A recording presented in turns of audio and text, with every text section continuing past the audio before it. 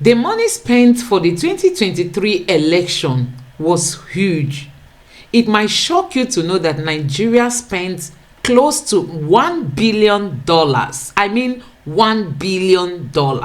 That's not a chicken change. Take a look at our educational system, look at our health system. Both are collapsing in the eyes of our leaders. Just why do we have to?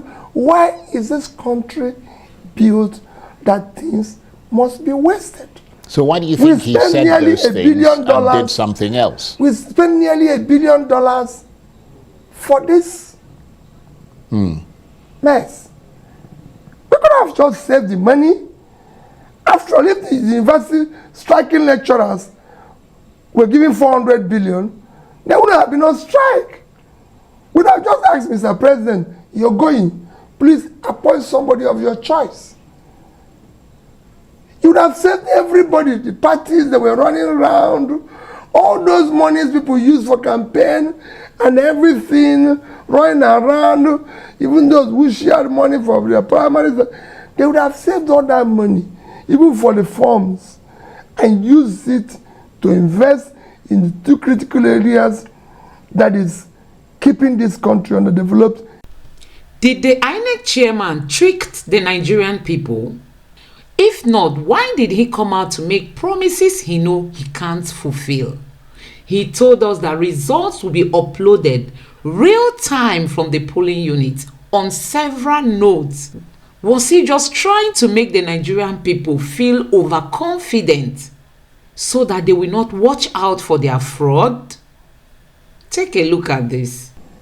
We went into election with a strong faith in the law that was signed by Mr. President, with a strong faith in the statements of Professor Mahmood, which was said globally, said it in Washington, said it in Chatham House, in places where even other electoral bodies don't come to say anything.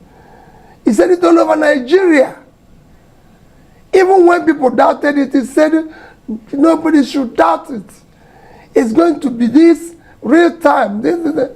Why do we have to go through that? Mahmood went to Washington and went to Chatham House to make promises he knows he can never fulfill. These are places that other electoral bodies don't even go to talk about their elections. But he was fast to go there to make promises to the entire world that the presidential election will be uploaded from the polling units. And we all know he said it severally in Nigeria. Fellow Nigerians, this was how he deceived us. We were overconfident. We believed in the system. We believed in the electoral law. We didn't know that the politicians were already having their plan B to stop the upload of the result. It's really heartbreaking that we spent close to $1 billion when we don't have good hospitals in Nigeria. We don't have good structures in our schools. Look at so many things are falling apart in Nigeria. How did we get here, fellow Nigerians? So I'm going to allow you watch the remaining part of this interview. Just take your time, relax and listen to what Mr. Peter Obi got to say. Honestly, Inec is a disgrace to Nigeria. Inec is a disgrace. Just take a look. Please don't forget to subscribe to my channel, turn on the notification bell. Please give this video a like so that YouTube can recommend it to others. And let me know what you think in the comment section below. Thank you. To the President-elect Bola Tinubu, whom, from what I read, you recently visited or were shown on social media to have visited. That suggests that you're making reconciliation moves. What are the reasons for that, and what would you say to your followers, the obedience, who might, in a sense, feel betrayed by that move, if it did in fact happen? Charles, it did not happen. I've never visited him. I didn't. You know, these are one of the things I'm telling you they've turned the whole thing into a joke. So what it is now is, what are we going to do to crush this person? What are we going to do to label him this? If it is not to label him tribal bigot, religious bigot, if it's not sticking, maybe we'll find his family, maybe have a love child somewhere, maybe all sorts of things. You know, duplicated identity, everything. Because I've been to the UK about 3 times this year, you know, this issue. So it's all about, oh, let's go to Washington and announce to them that is treason, that is involved in this, involved in that. Charles, I did not visit anybody. Okay, well, that's a clarification. So my followers are saying, will remain steadfast in the cause we've chosen. And that is to do the right thing. We went into election with a strong faith in the law that was signed by Mr. President, with a strong faith in the statements of Professor Mahmood, which was said globally, said it in Washington, said it in Chatham House, in places where even other electoral bodies don't come to say anything. He said it all over Nigeria. Even when people doubted it, he said nobody should doubt it. It's going to be this real time. Why do we have to go through that? Just why do we have to? Why is this country built that things must be wasted? So why do you think he said those things and did something else? We spent nearly $1 billion for this mess. We could have just saved the money. After all, if the university striking lecturers were given 400 billion, they wouldn't have been on strike. We'd have just asked Mr. President, you're going, please appoint somebody of your choice. You would have saved everybody, the parties that were running around, all those monies people use for campaign and everything running around, even those who shared money for their primaries, they would have saved all that money, even for the forms, and use it to invest in the 2 critical areas that is keeping this country underdeveloped: education and health. If we have put 100 billion in primary health care that have just collapsed, and we have the highest infant mortality, surpassing India, that is 1.4 billion people. Nigeria have surpassed India in infant mortality. If we were put 100 billion naira on that, it would have made all the difference. We didn't. We put it in the election. And then we came up with this. How? But why do you think he went to all those places, Chatham House and all the places around the world? I don't know. That's what I said. And said those things and then did something else? Yes, that's what I'm worried about. And this is not being said by somebody who is uneducated. It's been said by a respected professor. But does that give... That questions the entire... You see, whenever I talk about that educational qualification, it's not a measure of integrity. That's what it should be. Yeah, but you're suggesting that it was necessarily something that had to do with integrity. They're arguing that it might have been, or that it had something to do with technical glitches. Which technical glitches? You had three elections the same day. The other 2 went through the same promise you made. The most important one, the most important election in this country is the election, the presidential election. That's where we have issues. That's where we have our problems. That's what we need to solve. That's where we need competence, capacity, integrity, and everything that character, everything that is required to move it forward. And that is the only one that you have glitch. Which glitch? Can they explain the glitch? Have they ever explained it to anybody? Inec is still uploading the result till today. Does it make sense? Well, presumably that explanation they'll be forced to make it in court. And of course... No, it's not even making it in court. You look at the country. Charles, we have a country. We're not the only country globally. There's hundreds of countries globally. Why must our own be always a problem? Well, you and your party, the Labour Party, are now preparing to enter into a storm of the unknown, into legal, uncharted territory. You've filed a legal challenge in court. What is your sense of how it's all looking as your appointment with that tribunal draws near? Well, the court will decide. I believe the justices also are on the spot. It is for them to interpret the Constitution, whichever way they do it. I've done it before. I've challenged similar rascality in my state. I've challenged it when I was impeached. I've challenged it when there was issue of tenor interpretation. So I'm challenging it again. And the judges are also on trial. Because on trial of interpretation of our Constitution, of the law, of the process. Like I said, what we are challenging is not just about who is there or who is not there.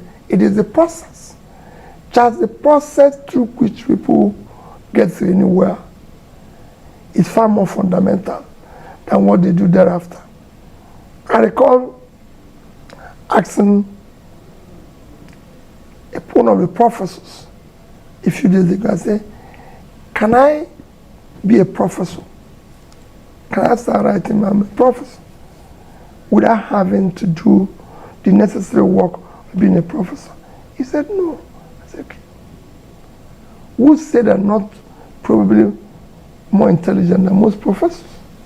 But there's a process. And it's that process that I want people to respect.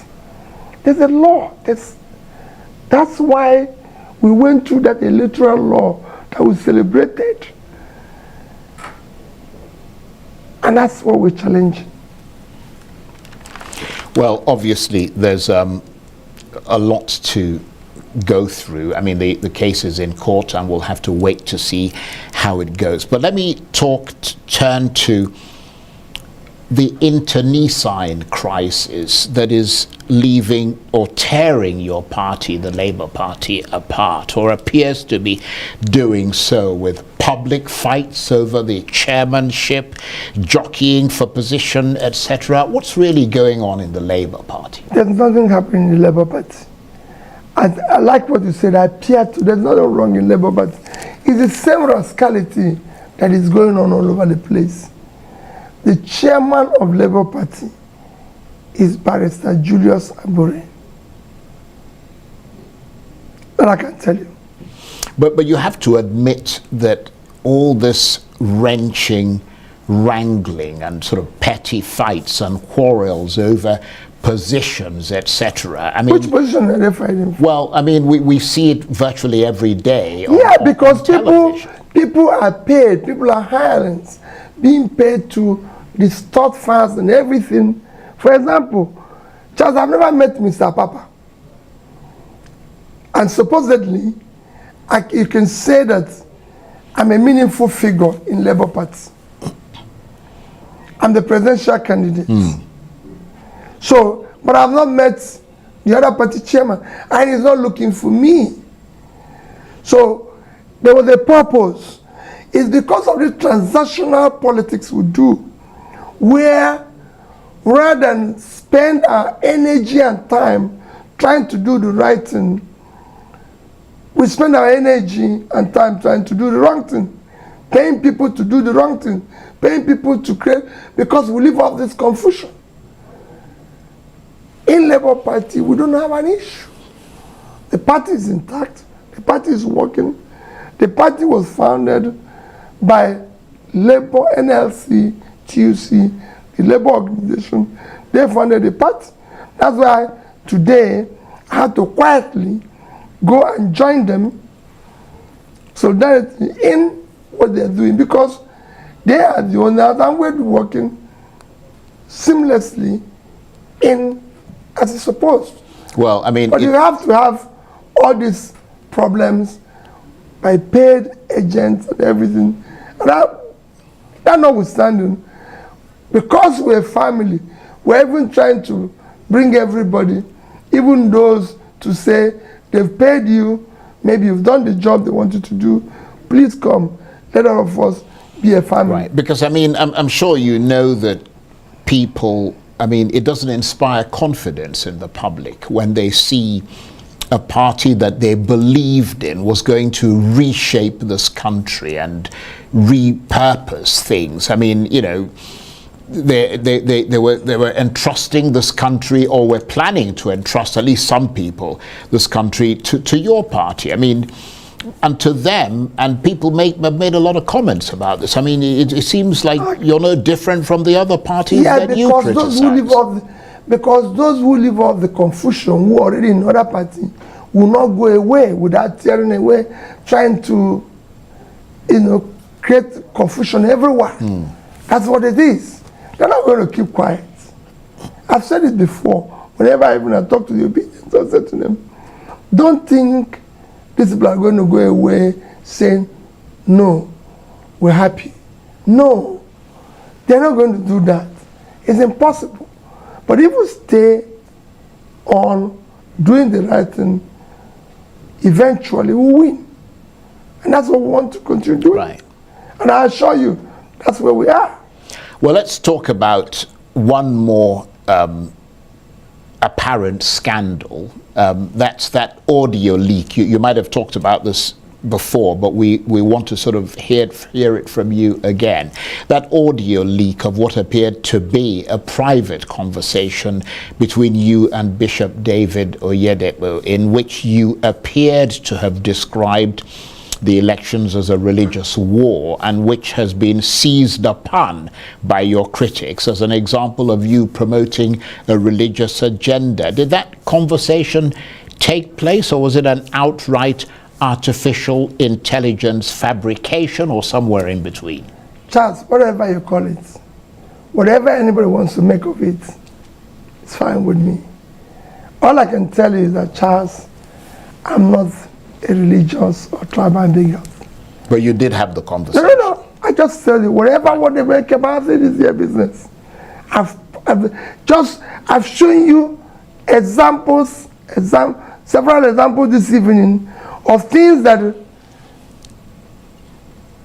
was said about me that is false. From dual citizen, from detention, from treason, from this. So whatever they make it, let me tell you, I am not a religious bigot. Right. I'm not a tribal bigot. But did that conversation go take and look place? in the history of this country and ask yourself, how many people have been opportune to serve privately and publicly and surrounded themselves around with Nigerians? I've said it before. I was governor of my state for 8 years. My ADC, which I mention every day, who is the closest person to me, is from Kano. They said, I demolished mosque in Onitsha. I made Muslims to carry ID card. My police commissioner was from Kano. He was a Muslim. My ADC is from Kano. He was a Muslim. And I'm asking his people to carry ID card, and I was demolishing where they go to worship. Now I went to celebrate Salah with the people in the mosque in Onitsha. Yeah, I saw the pictures. And they said it was me who rebuilt the mosque when it was destroyed under another governor. So I built the mosque, but I was being labeled as the man who demolished it. Where do you start? These things, like I said yesterday, development it doesn't know religion or tribal. All these people are saying, let them show me the road they built. Charles, I've never seen a road constructed where only the Muslims are allowed to pass. Like I said, those who are talking about religion in this country, can they show me where Muslims buy bread cheaper? So we can go there and buy the bread. Or show me where Christians buy bread cheaper. They only use this, people only bring issue of religion and tribal because they're not competent, because they don't want to serve. Right. So that conversation didn't. So for me, Charles, let me even assume it happened. Do you think I can just pick a phone and say religious war? No. Well, we know there's artificial intelligence that manipulates. There must have been a conversation. Yeah. And but we want to be clear on what you said and what you didn't say. Charles, even subsequent thing, I was even begging the bishop to help me to ask his people to vote, which is what I was doing for 6 months, begging. I wasn't saying snatch it, kill it, take it, force it. I was even begging, which shows that I continue to look for vote by begging. It shows there's so many things you've tried to do, but everything okay. It's easy to manipulate. Let me tell you, those who have been manipulating people in Nigeria have been doing it, but it's coming to an end because even those that are manipulating are not dying of hunger. So they will soon know who is a religious bigot, a tribal bigot. I am not one. I've just given you an example that I built mosque. To today, no non-Muslim governor have sent more people to Mecca than me. Right. They said it when I went to Akka. It was them who I was saying it. Well, I'm going to assume. When I do pilgrimage, right. I send people to Israel, I send people to Mecca. I'm going to because assume. I believe right. that this is the way to go. I'm going to assume that you did not say that the election is a religious war, because you haven't answered that question. But if you choose not to answer it, I will assume, based on what you said, that I you can did never not say it's a religious war. Okay. Because so it's not. Right. So that clarifies if there's a conversation, even if, Charles, just like what's happened to me in London, even if I was stopped, you can call it I was stopped or even detained. But to go and say, oh, he committed a crime, he did this. And he was arrested as a result of it. There's conversations around the election where a conversation can come. And I say, listen, this looks like these people are trying to do this. But I did not campaign that is a religious war. What for? I'm surrounded by people. If there's anybody where a president and vice worked as brothers, it is me and Daddy. And he knows. And I will always tell him, Daddy, we must pull these people out of poverty. I came to you because you're a young man. For the first time in history of Nigeria, we had a presidential candidate, vice presidential candidate, a party chairman. There were people born after Nigerian independence. I said, with three of us, we must save this country. And he knows my commitment to it. We must do this, we must do this. I can't be doing it with the background of a religious war.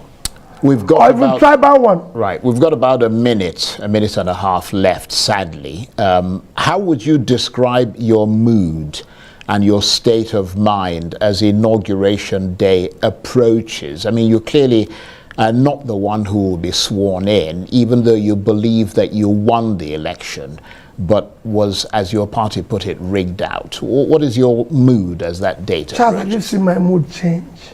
No. I'm not desperate to be president of Nigeria. I'm desperate to see Nigeria work. I'm desperate to see a good Nigeria. And I'm saying, for me, And that starts by the process through which people get into office. The process as it is today is not acceptable to me or those who are following me. We want to build a new Nigeria. A new Nigeria cannot be built on faulty ground. It cannot be built with this rascality going on. It will only be built on what I call transparent process.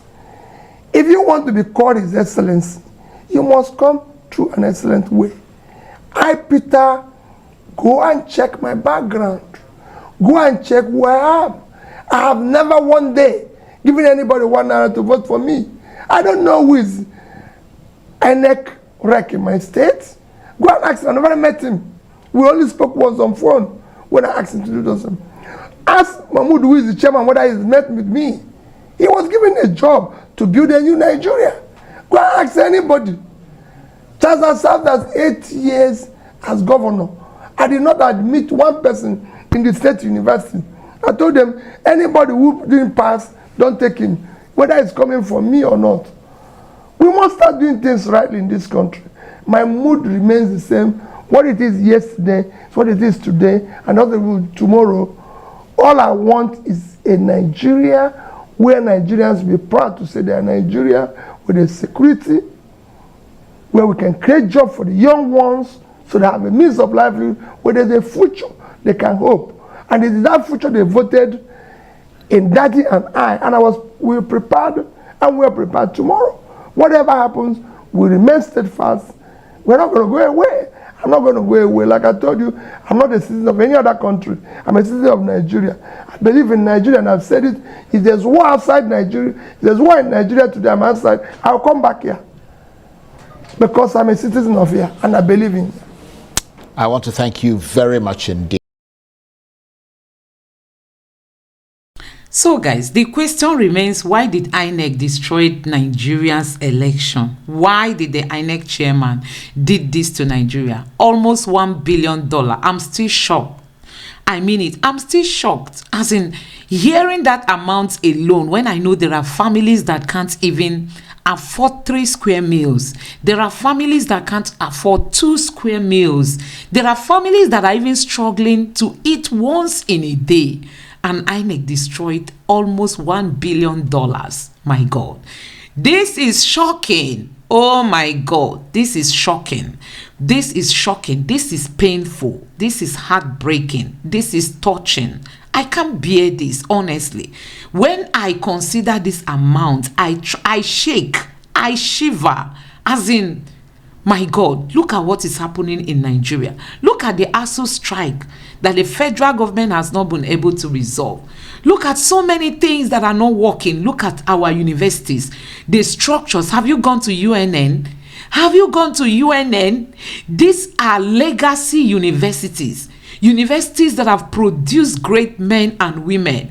Go and see what is happening there. You see their hostels, you will cry. Nobody is attending to all these structures. They are falling apart. And INEC, oh my God, I feel like crying for my dear country. INEC wasted close to $1 billion. INEC wasted close to $1 billion. Nigerians, why will you be quiet? Nigerians, why will you still stand with the APC? Why will you stand with the PDP? Why will you still stand with the old politicians who do not even think ahead, who are not creative? All they want is just for themselves, for their families. Their children are abroad. Their children are buying houses when they have no source of income. They are comfortable. They have all they want. And the ordinary man is dying on the streets for want of food. And some of us are still supporting the APC. Oh my God. Fellow Nigerians, let's be patriotic a little. Let's be patriotic for a moment. Let's be real Nigerians just for a moment. Let's call a spade a spade. Let's be sincere to ourselves. INEC did not help Nigeria in this election. Had this election not been conducted, I think it would have been better. It would have been better. We never had any election this year. And you know, just like Mr. Peter Obi said, the president would have just appointed people and then we'll save all this money that we wasted. We would have saved it, put it in education, put it in our health sector, and see what and watch out how Nigeria is going to turn around again. So guys, you can see that Inec destroyed the little resources that we have. Look at the oil theft that is destroying Nigeria. The little we've been able to save, Inec chairman destroyed it. If you are supporting this election, you are not a patriotic Nigerian. Let's call a spade a spade. This election didn't go well. Inec didn't do what they told us they were going to do, and we are going to challenge them in court. So guys, you've heard it for yourself. Let me know what you think in the comment section below. Please don't forget to subscribe to my channel, turn on the notification bell. Please give this video a like so that YouTube can recommend it to others, and let me know what you think in the comment section below. Thank you.